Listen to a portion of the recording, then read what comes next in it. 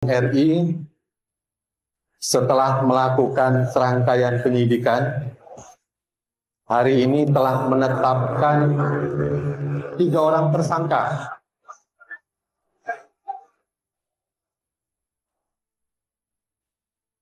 dalam perkara dugaan tindak pidana korupsi, penyimpangan tata kelola program makan bergizi gratis atau MBG pada Badan Gizi Nasional atau BGN pada tahun 2025 sampai dengan tahun 2026.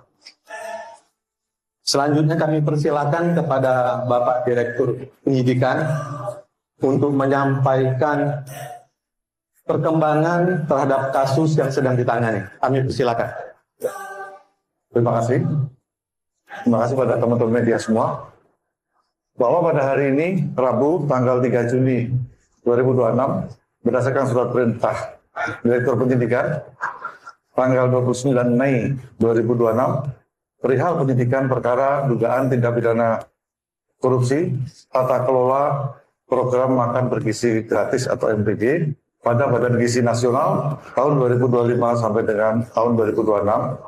Tim penyidik pada Jampitsus telah melakukan pemeriksaan terhadap beberapa orang saksi, diantaranya adalah 3 orang saksi, yaitu atas nama Saudara DH selaku Kepala Badan Gizi Nasional periode bulan Agustus 2024 sampai dengan 2 Juni 2026, Saudara SS selaku Wakil Kepala BGN Bidang Operasional Pemenuhan Gizi periode 17 September 2025 sampai dengan 2 Juni 2026, dan Saudara LT selaku Wakil Kepala BGN Bidang Operasional Bidang Pengembangan Organisasi dan Dukungan Kelembagaan periode 20 Oktober 2024 sampai dengan 2 Juni 2026.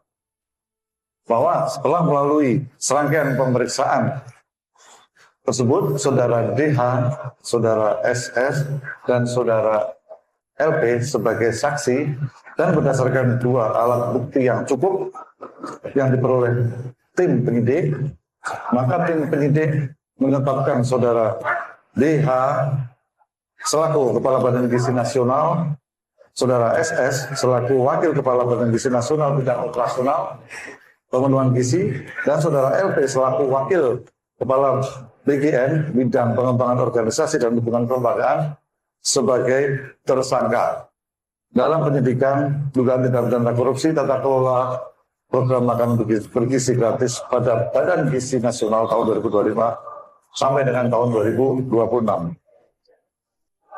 Bahwa sejak tanggal 6 Januari 2025, pemerintah telah melaksanakan program makan bergizi gratis atau disingkat MBG yang merupakan program prioritas nasional yang diselenggarakan melalui Badan Gizi Nasional dalam bentuk pemberian makan bergizi secara gratis dengan tujuan pemenuhan angka kecukupan gizi atau AGG anak sekolah dengan total anggaran tahun 2025 sebesar 85,27 triliun dan tahun 2026 sebesar 268 triliun yang bersumber dari APBN.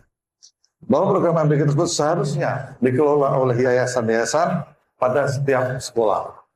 Namun pada faktanya, yayasan-yayasan yang ditunjuk sebagai mitra SPPG merupakan yayasan yang dijadikan sarana untuk kejahatan dan terafiliasi dengan pejabat atau pegawai BGN yang tidak memenuhi syarat untuk menjadi mitra SPPG.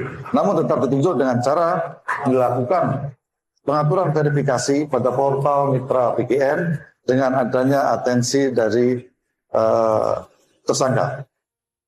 Dan yayasan-yayasan tersebut mendapatkan insentif miliaran rupiah ya, setiap hari.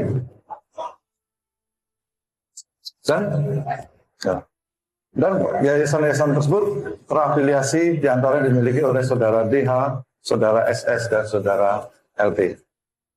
Bahwa selain menggunakan yayasan yang terafiliasi tersebut, Saudara DH bersama-sama dengan Saudara SS dan Saudara LP dalam melakukan proses pengadaan baik barang dan jasa di BGN secara melawan hukum, melakukan intervensi kepada PPK, sehingga dalam penyusunan KAK pengadaan barang dan jasa pada BGN tidak disusun sesuai kebutuhan real di lapangan dan adanya markup harga pengadaan, sehingga terjadi kerugian yang tidak mendukung operasional pelaksanaan MBG.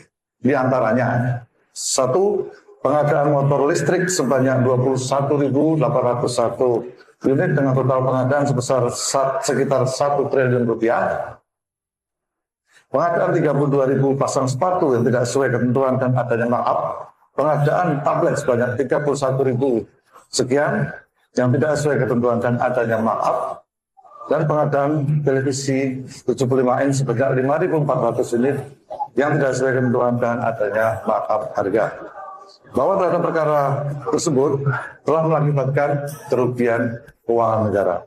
Para tersangka disangka melanggar pasal 603 dan 604 yaitu pasal 20 Undang-Undang Nomor 31 Tahun 99, Undang-Undang Nomor 1 Tahun 2023 tentang KUHP. Bahwa para tersangka tersebut saat ini dilakukan penahanan selama 20 hari ke depan di Rutan Salemba Cabang Kejaksaan Agung dan Rutan Salemba Cabang Kejaksaan Negeri Jakarta Selatan. Demikian kami sampaikan.